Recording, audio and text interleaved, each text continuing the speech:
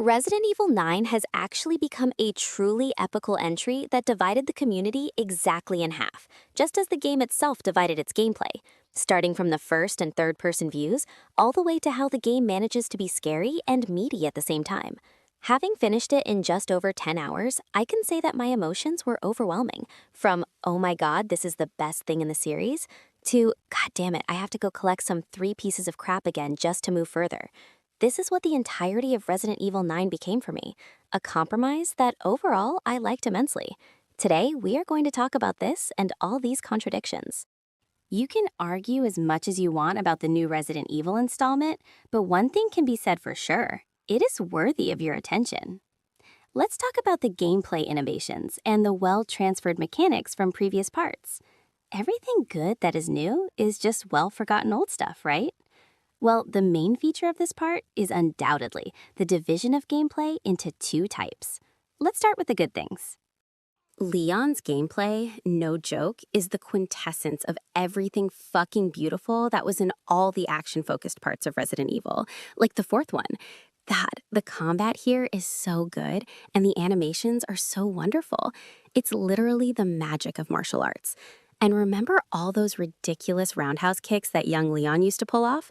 Here, for the sake of a more polished engine, all of this is executed more realistically. I also really liked the shooting in this game. I tried all sorts of weapons. Classically, the best one is the shotgun, capable of a one-shot to a zombie's head at close range. And if I picked up a chainsaw, let me just remind you how wonderful it is in this series of games. As for the pistol, Leon shoots in a John Wick style. If the distance to the enemy is extremely short, he bends his elbow joint, which looks tactical. It should be noted that Grace also does this with her weapon. The sniper rifles here are quite familiar, alongside the automatic weapons. With Grace, however, there are nuances.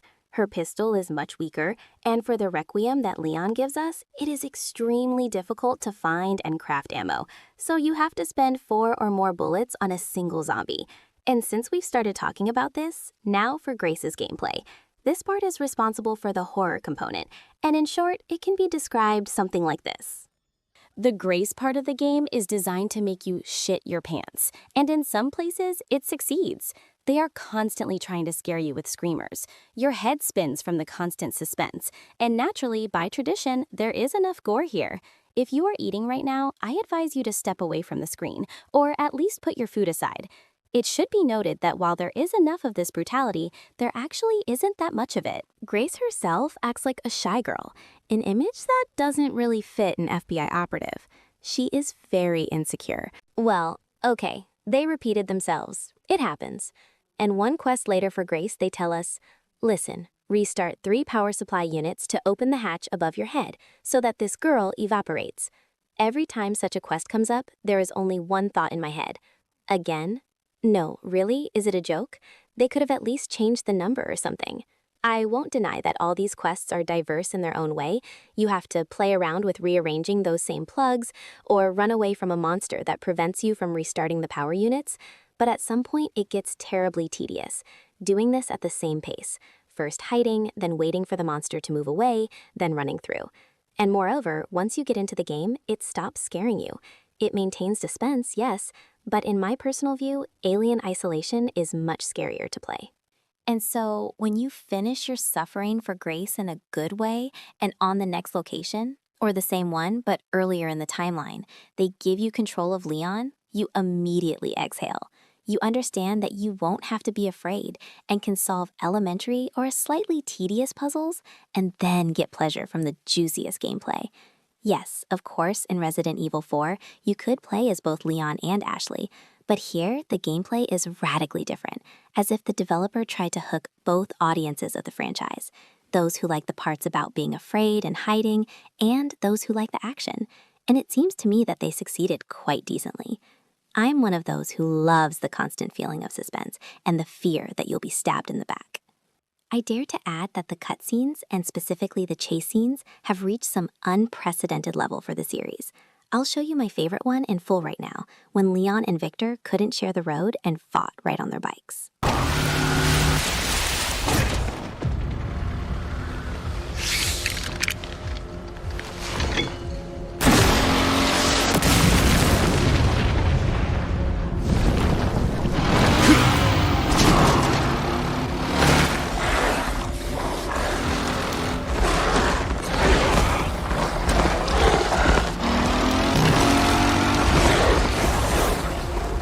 This stage just keeps getting better and better.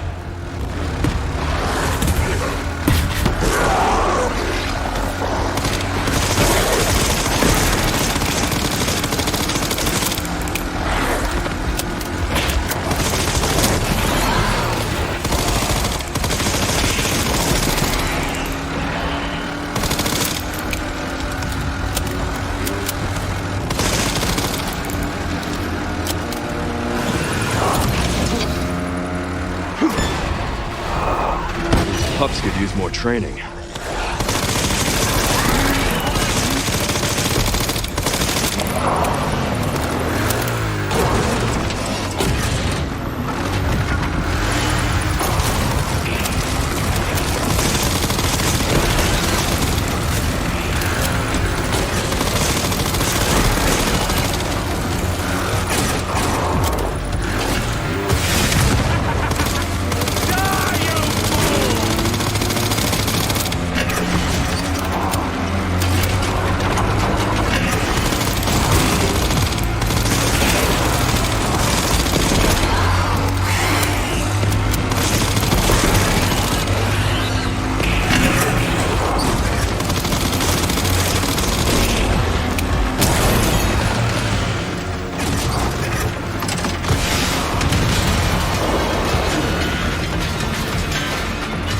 So much for the direct route.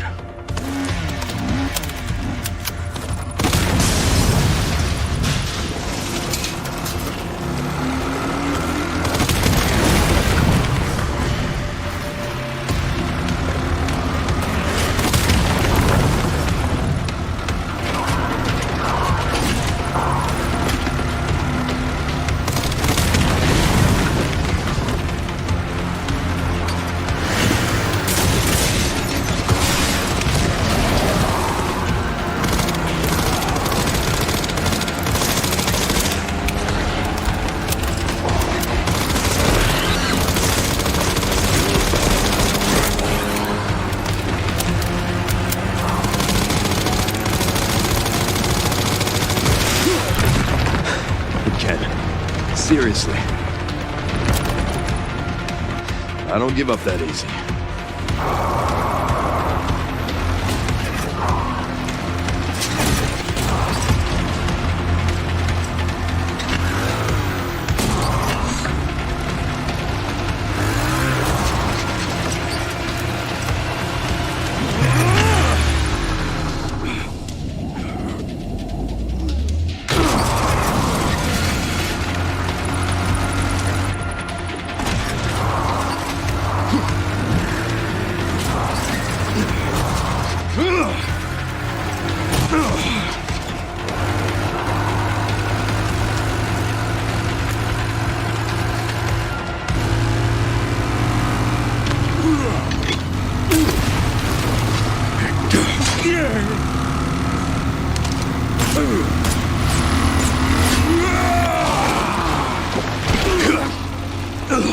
I've had enough of you! I know the feeling!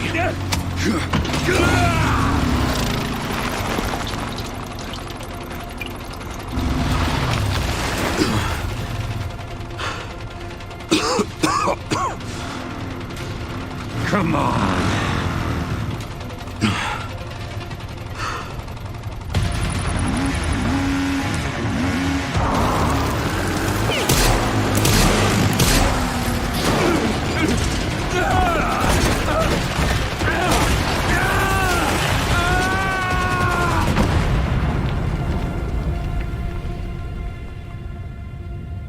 You're riding a bike on the side of a house that is collapsing, jumping onto a ramp while dodging Victor's RPG. Holy shit, this is the most beautiful scene in the entire game. Though it's far from the only one, there are more than enough action set pieces here. But naturally, the main gameplay takes place in other locations. I noticed that this game has become a couple of hours longer to finish, partly because really large locations appeared here by the game's standards, comparable to a semi-open world like The Last of Us. This is Leon's location in Raccoon City. Yes, the series has had locations like the boat you could control in the fourth part, but here it feels even bigger, and generally reminds me very much of The Last of Us Part 2. Here, you have to find safe codes, scraps of paper with hints, and complete side objectives. You can also upgrade weapons and explore an abandoned city with high-rises. Really doesn't remind you of anything, does it? And of course, the setting plays into this. However, in previous parts, like in the fourth one, you had to move over large distances. But there, first of all, the camera was fixed, and because of the time when that game was created, the engine was forced to divide the open world into locations with loading screens. Here, if you want to unlock and upgrade one weapon, you can get stuck for several hours. I went through this location in 3 hours, but I set a goal for myself to experience the game as it was intended for the average player, who just follows the story, additionally completing whatever comes to hand. By the way, about customization, from the second half of the game, when the gameplay mainly shifts to Leon, these BCAA company crates open up for you. So there, for the credits you've earned, you can buy and upgrade weapons, improve armor, and sell unnecessary items. Everything is like in the previous parts. You get these points for finding special bracelets or killing enemies. The more you kill, the more you farm. For example, a second-level bulletproof vest costs 15,000, and when it breaks, its repair will cost 1,600. But points are farmed on the normal difficulty, the modern one, naturally, in literally 1-2 skirmishes, since zombies give plus or minus 500 points. Everything is familiar, everything is known, except that of course it's obtained much easier than in the original parts. For Grace, everything is different. Here, the upgrade happens with the help of ancient coins, for which you buy upgrades for yourself in a special room, and you inject yourself with those same steroids that increase your health permanently, or a hip pouch, immediately getting 2 additional slots in your inventory. Further, through a blood analyzer, you can submit certain samples, and through a very non-obvious sequence for each of these, you unlock a DNA slot and get a recipe for one or another piece of equipment. Well, the blood itself must be collected using a special device. It serves here as before as the main resource that needs to be mixed with others to craft first aid kits, ammo, and everything else. From location to location, the unlocking of recipes will change. Subsequently, it will be enough for you to just read a piece of paper to open these same recipes, but the level in the infirmary forces you to find all these secrets. And in general, doing this is not tedious and even very interesting.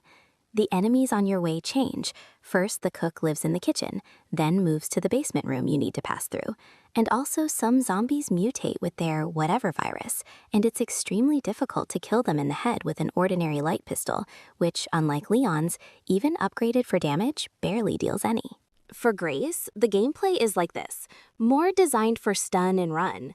Even if you think you have plenty of ammo, without a special tool for a one-shot when the enemy bloats, you can easily spend 7 bullets in the head of one zombie, and that's provided you don't miss. Also, I will be fair and say that action is also present for Grace, just rare.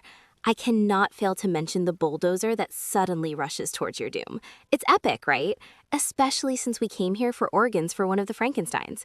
In general, the open world, well, rather a corridor one, of course, both for Grace and Leon, is saturated with the spirit of the past parts. Old typewriters, a bunch of other attributes constantly remind you which series you are playing and refer back to a wonderful time that has vanished from us. And importantly, the game doesn't try to be outside the series, it tries to be its quintessentia. Everything sounds good, but there are a couple of nuances here. Among the downsides, I would include the generally boring puzzles. But actually, I'm cheating a bit by listing this as a downside because puzzles in Resident Evil have always suffocated me a little. But I know how much people like all those puzzles in the police station with the lions and in the fourth part with the chandelier in the church. I'm not much of a fan of that. But even for me, it was too much that I solved everything on the first try. Absolutely everything was clear. Collecting a cipher from 2 paintings lying on the table? Please. Finding a container, filling it, and then pouring gas into the generator? Familiar. Opening a door with a square nut and a wrench? Obvious. But rather here, it's not so much the riddles that decide as the problems standing in the way of the solution. Those same mobs and all that. So it's debatable here. Personally, it also seemed to me that the game is slightly dragged out. 10 hours is a lot for it. The problem is not even in the open, large location for 2+ hours for Leon, a la The Last of Us. The problem is in the quest for Grace, because you have to sneak way too much and too often, moving from one room to another by almost the same path several times. There aren't enough active quests. Fire, finally. In Grace's entire storyline, there are almost no. What can I even remember? This is exactly why those 2 or 3 extra hours are played out, because the game doesn't give you the functionality to oppose the enemy. But then again, there is a large base of players for such gameplay. The game's online count unexpectedly showed some incredible numbers for a story-driven game. 320,000 on the day of release, which is an absolute record for this franchise, and the 3rd largest launch for a Capcom campaign overall. In the first 2 places are the multiplayer games Monster Hunter Wilds with 1.38 million people and Monster Hunter World with its 334,000. To give you an idea of the difference, only 168,000 played the Resident Evil 4 Remake at its peak, so it's already almost twice as many. Resident Evil Village had only 106,000, and all the others had less than 80,000. Well, also the game is really beautiful. My respect to the entourage and locations, from Raccoon City to dark buildings and antique old premises with matching furniture. Of course, when water flows, or rather rivers of blood, you can find fault with the waves, but you don't want to do that. The developer competently levels out all the rough edges to adjust the game to the capabilities of the PS5, since this is the main market for this gaming product for Capcom. In general, it's pleasant for the eyes to watch. Overall, the gameplay of this game, for the most part, left extremely positive emotions, and the general quintessentia of the gameplay of the entire series. Thanks for watching. Like and subscribe. Also, write in the comments what you think of the new Resident Evil 9. Well, bye everyone!